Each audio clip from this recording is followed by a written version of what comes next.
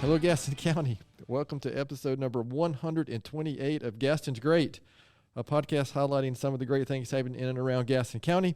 I'm your host, Stephen Long, and we're coming to you once again from the worldwide headquarters of GSM Services right here in downtown Gastonia. We simply believe in discussing more of the reasons why Gaston's great. We are highlighting another great organization again this week, and are fortunate to have Susanna Kavanaugh with us today, who is the Executive Director of Least of These Carolinas. Susanna, it's great to have you on, and welcome back to the podcast. Thank you for having me. I'm excited to be here. Shockingly, I was looking back. It was episode number 800 years ago. I mean, literally almost exactly 3 years ago. So, like we were talking before we started recording, I was just shocked to realize it was that long ago. So lots of things have happened. So really what we want to focus on today is what has happened in the last 3 years. What's the changes going on? I know personally I know a lot of the things that have been going on, but I'm sure we'll have some first-time listeners who have not heard the other episode. So just an abbreviated version real quick, a little bit about yourself, anything you'd like to share, and then kind of just share what is Least of These Carolinas, quick overview, mission, and how it got started maybe. But again, then we'll just get into what's been going on in the last few years. Sounds good. I am a mom and a wife. I've been a wife for almost 26 years, and I have 4 children, 2 of which were adopted through foster care. So me and my husband were foster parents. So about 11 years ago, we started Least of These Carolinas to be able to give back to children that were in foster care. And the reason we started it is because we knew our house was only so big. And so we could only take so many in. And so felt like I could be a little bit more powerful if I could go out and speak about it and create something great that lives beyond us and goes beyond our own home. And so that's kind of where Least of These Carolinas was birthed. And honestly, it was first Least of These Gaston, because we had we had no idea we would at some point move outside of Gaston County as well. But anyway, the mission of Least of These Carolinas is to impact the quality of life for children affected by foster and kinship care, obviously in a positive way. And so we do that in a variety of ways through all of our programs. A Bag of Hope is the biggest probably thing that we do, and that is a large duffel bag with the child's name embroidered in their favorite color. You have no idea what that does for kids to get a bag with things in it just for them and to have their name on it. That little personalization makes a big difference, doesn't it? Everything we do is personalized for these kids. So that's kind of where we started. And, 3 years ago, I'm trying to think of what has happened since then. But overall, we're just here to serve these kids and love on them. And last year, I think we served over 1,000 just at Christmas time, because we do a Christmas program. We did almost 1,000 bags of hope last year. And so just, enjoying the ride, I guess, but trying to impact children that are in the foster care system. In Gaston County alone, we have about, I think it's 350 to 400 kids right now. Okay. Wow. Yeah, if I was a good podcast host, I would have went back and listened to episode 8 before today, but I did not. And it would have given me a good feel for, some of those numbers and stats that you shared back then. So just real quick, I shouldn't say real quick, but just kind of share what has happened. I know time runs together, so for me, I know it's always hard for me to put time frames together sometimes, but what has happened in the last 3 years? What are the big things that you've seen going on with the organization? And of course, I always like that question. Maybe I'll finish with that one. Is compared to 11 years ago, is it just completely gone beyond anything you could have imagined when you first started? And I think I asked you a similar question 3 years ago, and even then, and it's even expanded, I know, beyond that. Yes. In the last 3 years, one thing we have expanded to the west, and so our bags actually are delivered as far as Asheville, and we do that with the help of a company called Centos. They were like, we have delivery trucks, and we deliver all over North Carolina, and I'm like, check, that meets one of our requirements. And so we partner with them, and then we also partner with different car dealerships in these areas. And so these bags of hope are dropped off at these car dealerships, and then the foster parent gets a text saying, hey, your bag's ready, come to this address and pick it up. So probably in the last 3 years, we've really expanded out west more.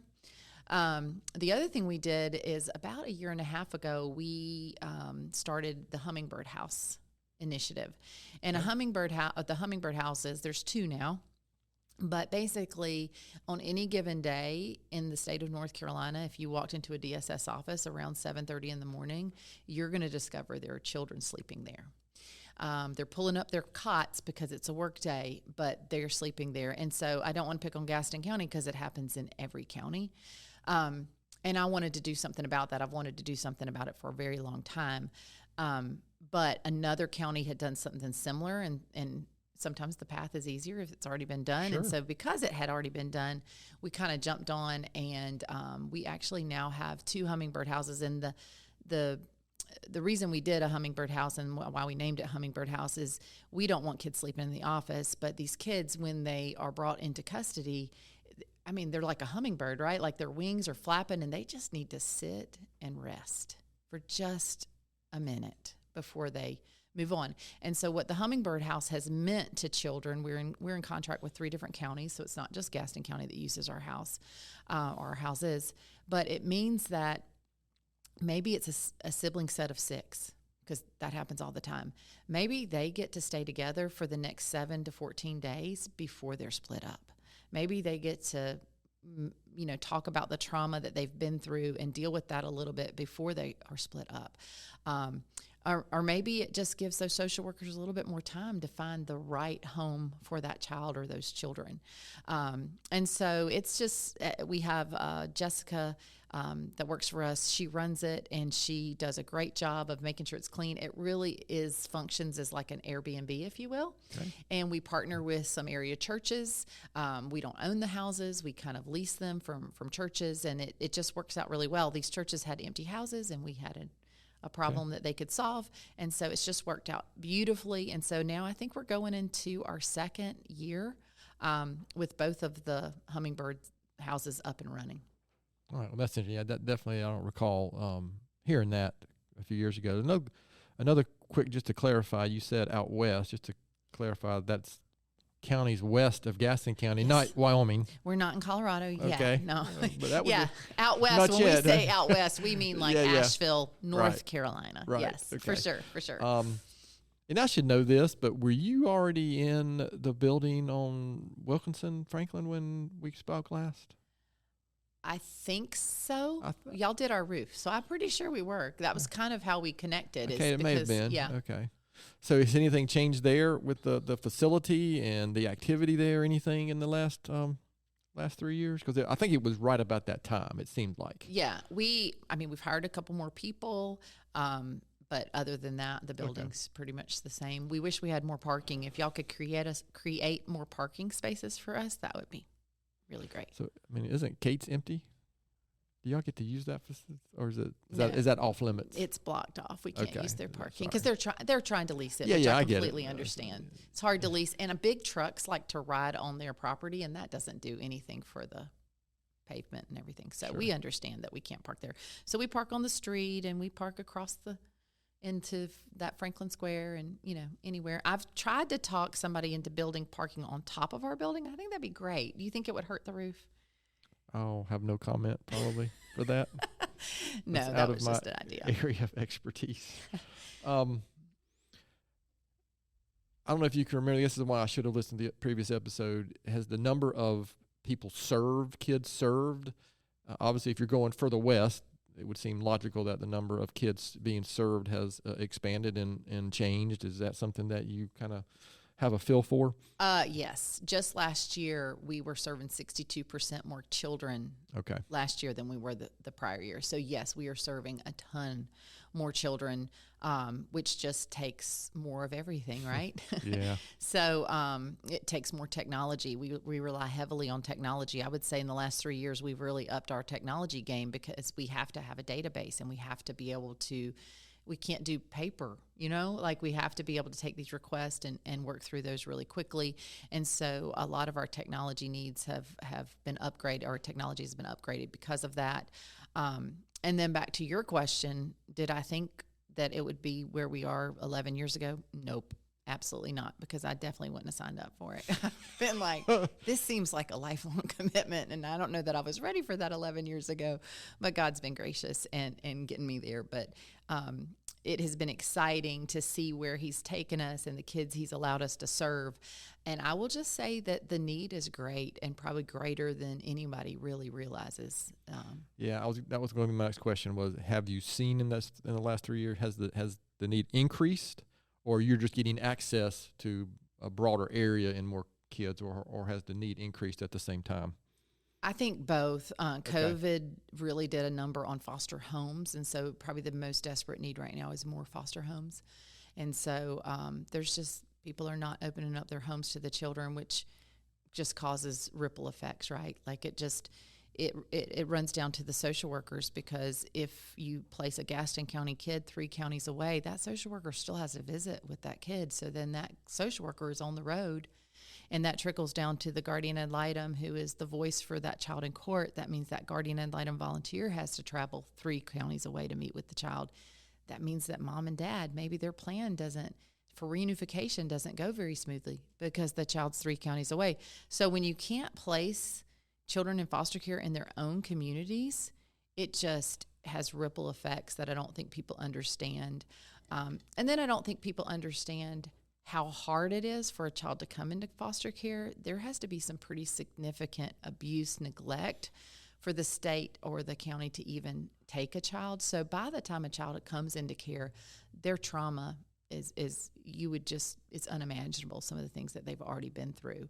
And so having safe homes, it doesn't have to be a perfect home. You don't have to be a perfect mom or dad. You can be a single mom. You can be a single dad. You can work full time. All of those things do not keep you from being a foster parent. And so I just have to do a shout out for that. If anybody is thinking about being a foster parent, please call our office and let me talk to you about it and kind of guide you through that, because Sure. it is definitely a need in our community. Yeah, we'll definitely, like before, we'll make sure we get all that contact information out before we finish, and then it'll make sure it's in the show notes and information for this particular episode.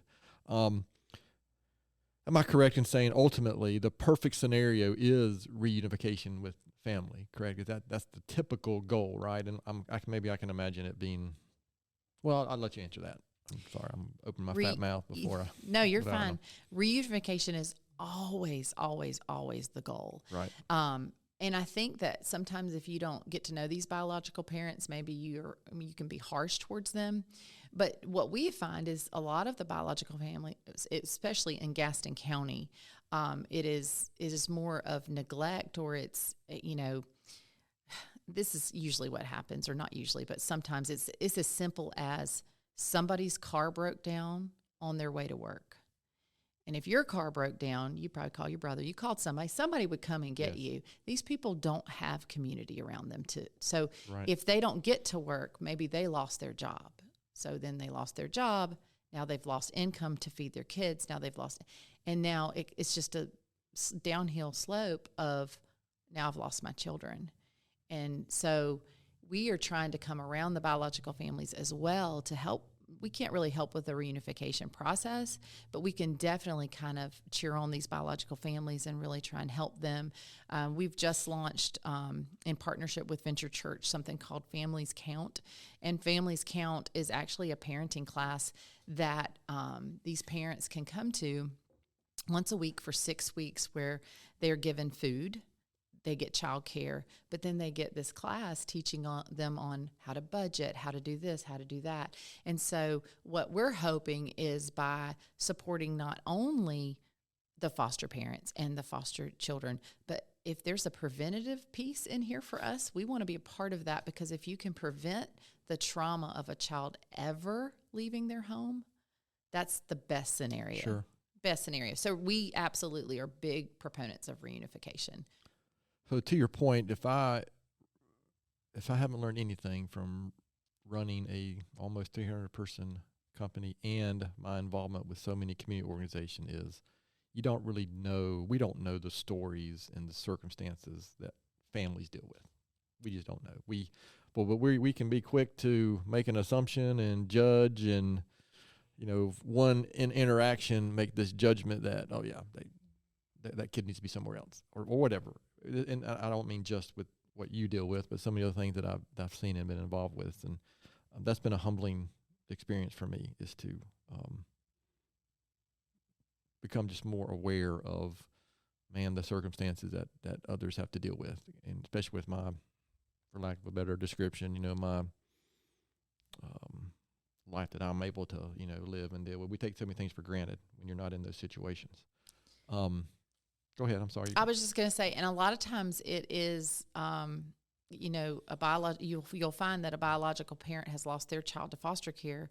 Well, that biological parent was in foster care. And so this cycle that we have to break. And so if you didn't have a great role model as a mom and dad to tell you how to do it, then how are they supposed to do it? And so we're starting to provide more and more of those kind of services they just need a hand up. They need somebody that cares enough to look at them and help them, because life is hard. It's hard to find a job right now. It's hard to live in this world right now. And can you imagine if you had zero support? And a lot of these bio families have zero support. Yes.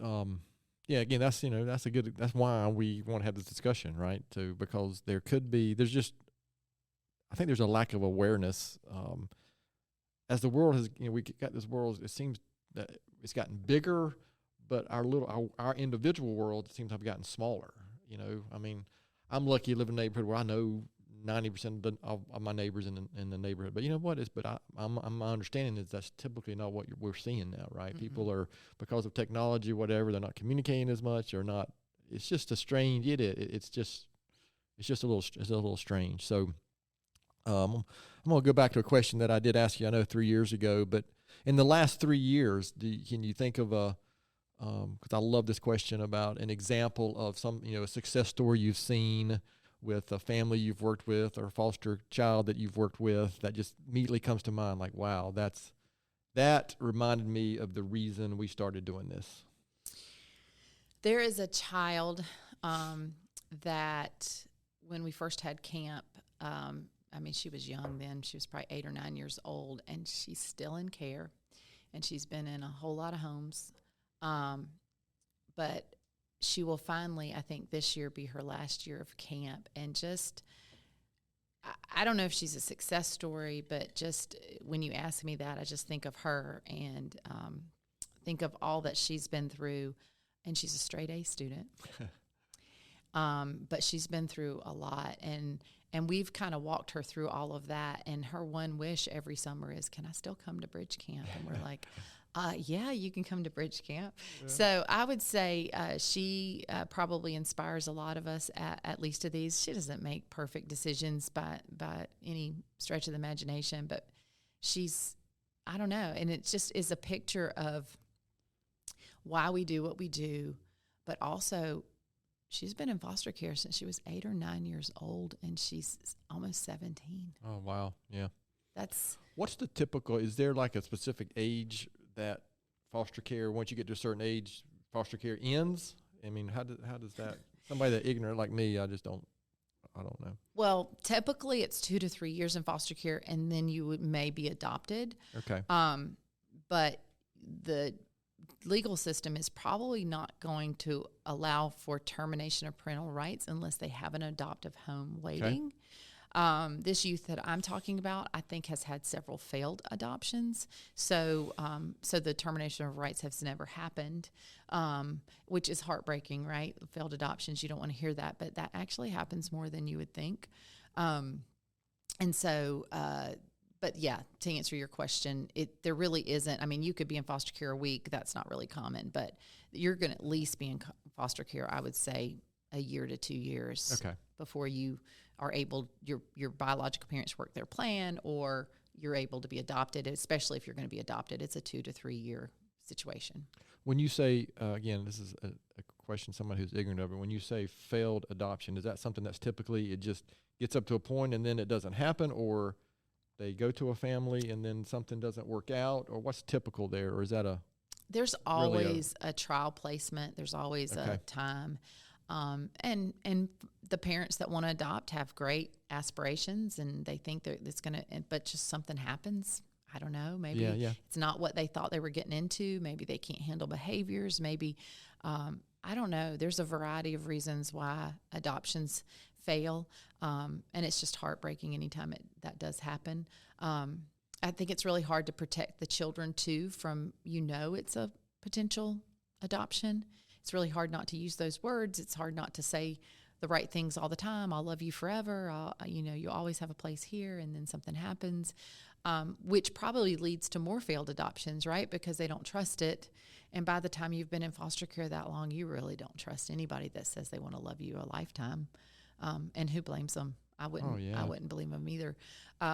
So there's just a variety of reasons. I wouldn't say there's one thing that makes an adoption not. And that would be typical. It's rarely, my experience, it's rarely one thing. Yeah.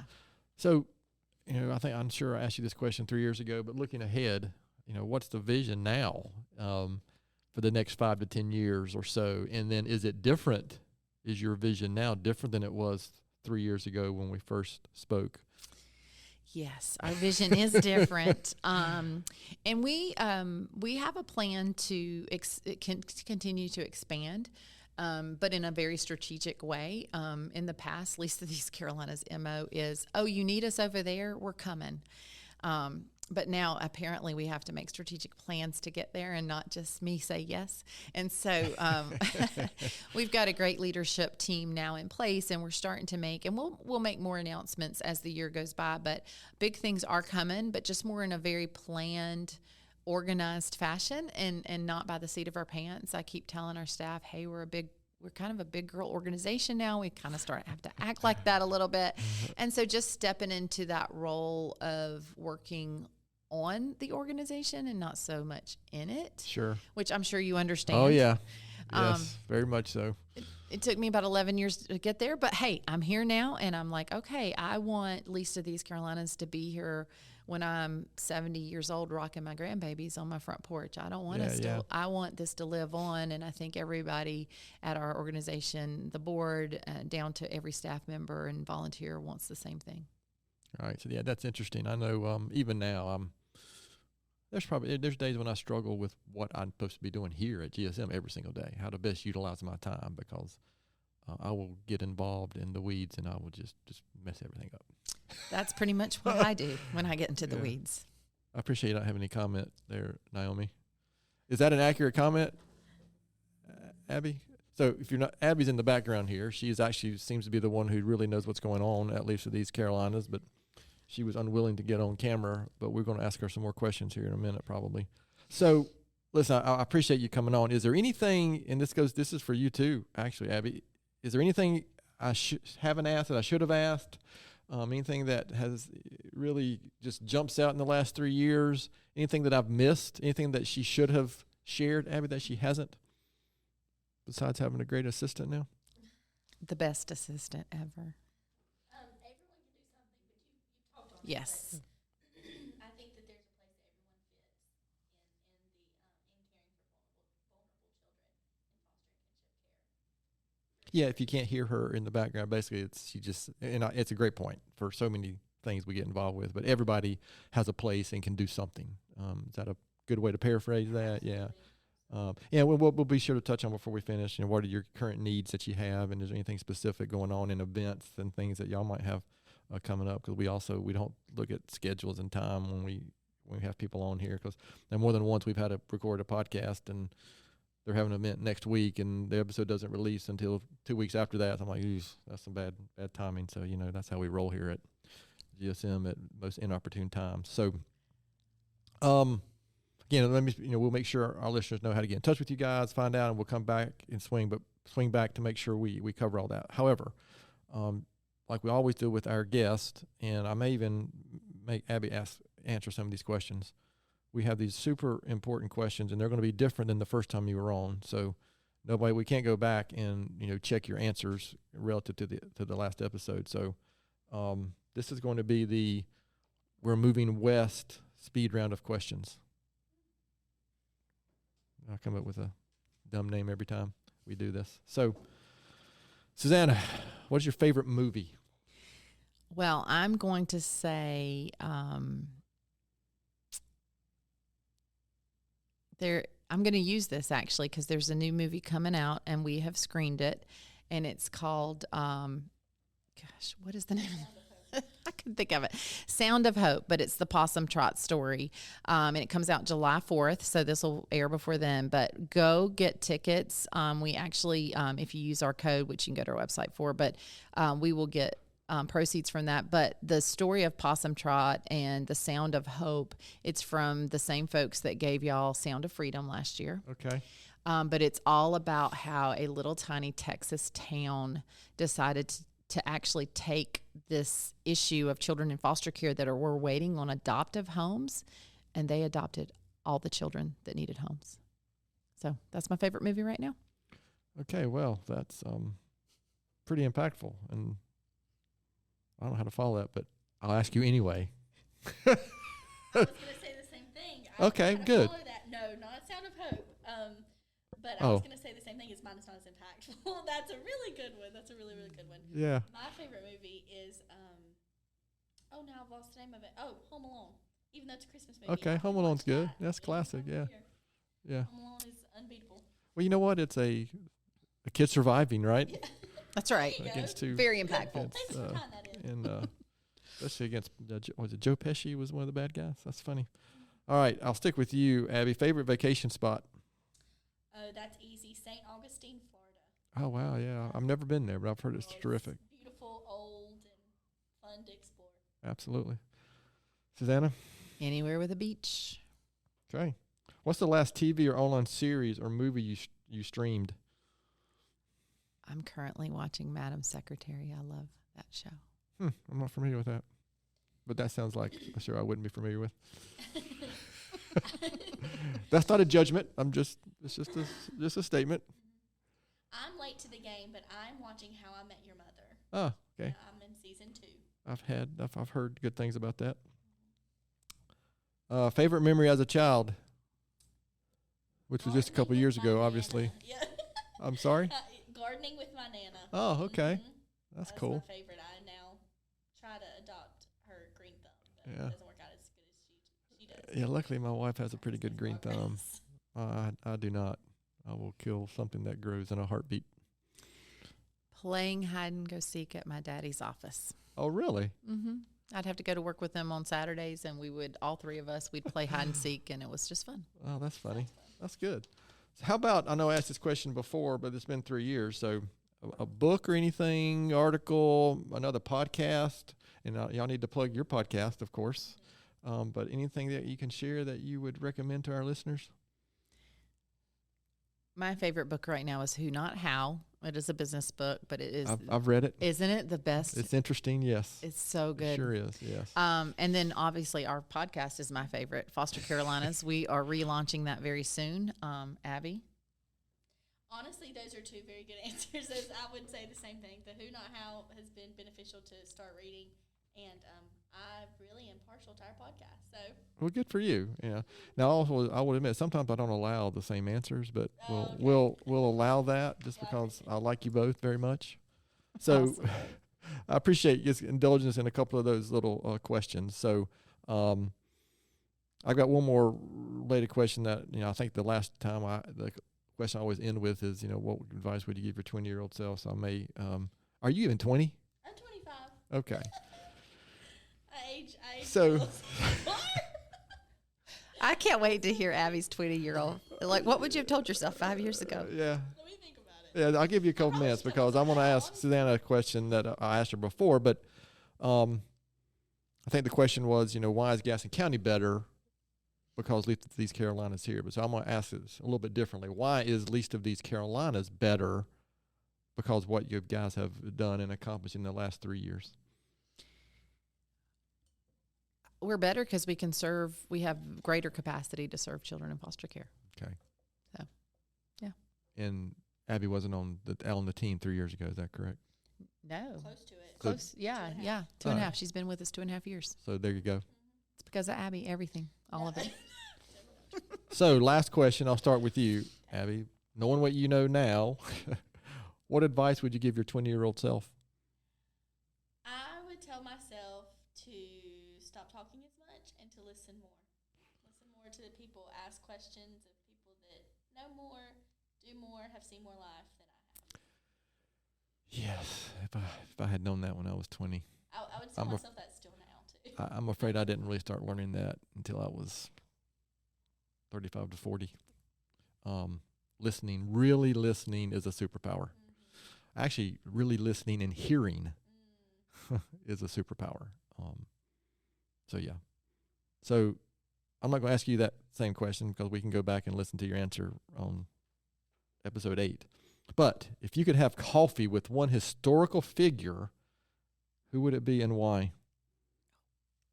That is a crazy question. Oh, honestly, it's easy. I'd have coffee with Jesus. I have some questions. Oh, actually, that's almost one. That's the best answer probably, and for me personally. But I think one time somebody we had on that was with a religious organization. I was like, you can't answer that. That's too easy. But for you, I have no problem with that. I have a second. Probably Corrie ten Boom would be my second person to talk to. Okay. Or Susanna Wesley, actually. Actually, I have several. All right. So I am not familiar with them, so can you give us a quick? Corrie ten Boom was part of when the Jews were she was the hiding place. They had a hiding place where she hid. And then Susanna Wesley is who I was named for, but she was the mother of all of the Wesley brothers. Really? Yes, and I was named for her, so I'd love to I did not know that. ask her about how she mothered and did all those things. So, yeah, I have recently read and have multiple books about the Holocaust survivors, and I'm currently reading one from I think it's Heather Morris. I read The Tattooist of Auschwitz first, and then the second book is Silka's Journey, which I'm reading now. Which is that stuff just interests me, especially with some things going on in the world right now. That stuff just is really interesting, and God, how could that possibly have happened? But that's where we are. yes. So, sorry, I'm gonna go down a rabbit hole that I have to say, my opinions aren't necessarily the opinions of GSM Services and the Gaston's Great Podcast. Give that disclaimer sometimes because more than once, Naomi's probably looked at me and said, "Did you really just say that on where people are we're recording?" All right, so this has been great. I personally appreciate the work you do. I'm very aware of the work you guys are doing, and the impact that you were having on Gaston County, and obviously not just Gaston County anymore, which is even better. Even though I'm selfish about Gaston County, but so current needs, events coming up. How can people find out more information about you guys? Where can they go to contact you? Just anything and everything that you can share for us. You can go to our website, www.lotcarolinas.com. But if you would follow us on social media, we're on Facebook, we're on Instagram, we're on TikTok at LOT Carolinas. And every Wednesday we post a wish list Wednesday. So if you're like, I want to do something, this is a very small thing, may seem like that, but we have Amazon list out there. And so every Wednesday we post exactly what we need in our closet so we can keep serving those children with those bags of hope. So just buy something and send it right to our door. That's really helpful. Events that we have coming up, we have a Shoes of Hope event in the very end of July, 1st of August. And so we're looking for volunteers for that. And then we also have camp coming up. So we're looking for volunteers for that. Our camp this year is going to be on Lake Lure. All of that you can find on our website. Events that we have coming up, we actually have a clay shoot in November, on November 15th. And so I think GSM should definitely put together a team. That's a good Southern event. It's a good Southern event. It's out in Waxhaw. And then in October, we have a Charlotte event, kind of more for the ladies, but men can come. It's called Bingo for Bags, and it's going to be a fun thing at Grand Bohemian. And all of that, like I said, you can find on our website. But any of those ways you could start plugging in and giving back to children in foster care. So, volunteer, you just mentioned a couple of things. So, and the office can people come visit the office as well, or is that kind of a? Yes, our favorite thing to do is give tours of our office, but yes, you can also come volunteer in our office. And again, that's on our website too. We don't have as big a need for daily volunteers, but we do need volunteers. Yeah, I mean, you can find the location on the website, but if you're here local, it's right in front of the old Cape skating rink. And is it a Gastonia address or a Lowell address there? The back corner's Lowell, but we're Gastonia. Okay, so I was just curious there. I know that's right there near the intersection there at Redbud. So yeah, I mean, I'm sure they would love to have any, like Susanna just said, any visitors or anything would come get a tour of the facility and to kind of see what they're doing in person. So, Yep. Last words, anything you'd like to share before we close this episode out? I did forget something. The first Thursday of every month, if you go to Bubba's and you mention us, they're going to donate to us. And we love Bubba's. They support us, but they also have really good food. That's Bubba's 55, right, on Franklin, Franklin Square? But in close, Bubba's 33. 33. That's right. What did I say? It's Highway 55 Highway and Bubba's 55, Bubba's 33. And we're here on June 12th, and it's at 10:48. Sorry. Let's get all the numbers in that I can mess up. But I don't know where that came from. That's so funny. In closing, though, I would just echo what Abby said, that everybody can do something for a child in foster care. And they can always call and reach out to us if they don't know what their something is. We definitely have a list of somethings that everybody can do. And you mentioned this, but let me maybe close out with this before I do my little book recommendation and quote for the week. But what's the gap between the number of foster kids here? Let's just pick on Gaston County, and how many more foster homes are needed? Is that the biggest issue currently, other than the fact that there's foster care needed at all? Yeah. Is that a fair question? I would say, if I'm just guessing, 40 to 50 more homes. Oh, wow. Okay. That's a lot. That's significant, yeah. But 40 to 50 more homes is what's going to be best for the kids that we're serving. They can stay in their community. They don't have to move. I mean, it's just so much better for them to be in their own community. And if we could recruit 40 to 50 more families, it would just change what foster care looks like in Gaston County. Wow. Okay. What's that process like? What does it take? Let's say if somebody's never been a foster parent, what does that process look like? There are classes you attend. I think it's 30 hours. You can get licensed through the county, but you don't have to. You can also go through private agencies. Doesn't cost you any money. It just means there's private agencies out there that do that. Okay. And if somebody's really interested, you can go on our website, look at the 411 on foster care, or call me and I'll tell you about the different agencies and the different, there's always trainings that are starting. And so if somebody's really interested, just call our office and we can tell you where the next training is and which agency is starting the next training. Okay. All right. Well, listen, we appreciate that. And maybe there's a listener out there who is going to be inspired maybe to consider that. So I was hoping you were going to say 10 or 12 homes. No. That'd make a big difference too, but Sure. yeah. I understand. But yeah, that need's great. So listeners out there, if you are so inspired, please consider it. So I'm going to finish up with my, like I normally do, my own book recommendation and quote for the matter of fact, the first time you were on, I don't know if I did this. I don't remember. But I've recently read a book. Again, this is another one that is not necessarily the opinion of GSM and Gaston's great podcast, but I'm a big fan of Jordan Peterson, and one of his big books is 12 Rules for Life. Just basically, I don't know, for lack of a better term, how to live better and how to impact others better. Again, he's a psychiatrist, and just somebody I'm a big fan. I listen to his podcast almost weekly. And my quote for the week kind of ties into everything we talk about here on the Gaston's Great podcast. And one of my favorite guys and coaches of all time is John Wooden, who I would encourage you to look him up as well. But he said, all change may not be progress, but all progress is a result of change. And I think we heard here from at least of these Carolinas that whether it was planned or not, there's been a lot of change, a lot of progress that's occurred in 11 years, and especially just over the past 3 years. So, again, I appreciate the work that you guys are doing, at least of these Carolinas is doing. So, to our listeners, thanks so much for taking the time to listen to today's episode. Please continue to spread the word if you can about the podcast, and please don't hesitate to contact us here at our email address, which is podcast@gastonsgreat.com. We're always looking for suggestions for future podcast topics and guests. You can find the podcast and subscribe at the website, which is gastonsgreat.com. And please follow us on all our social media platforms. You can also find us and subscribe on most podcast services. Thanks again to Susanna and Abby from Least of these Carolinas for being our guests today. I'm your host, Stephen Long. Thanks again for hanging out with us, and please keep coming back to hear more reasons why Gaston's great.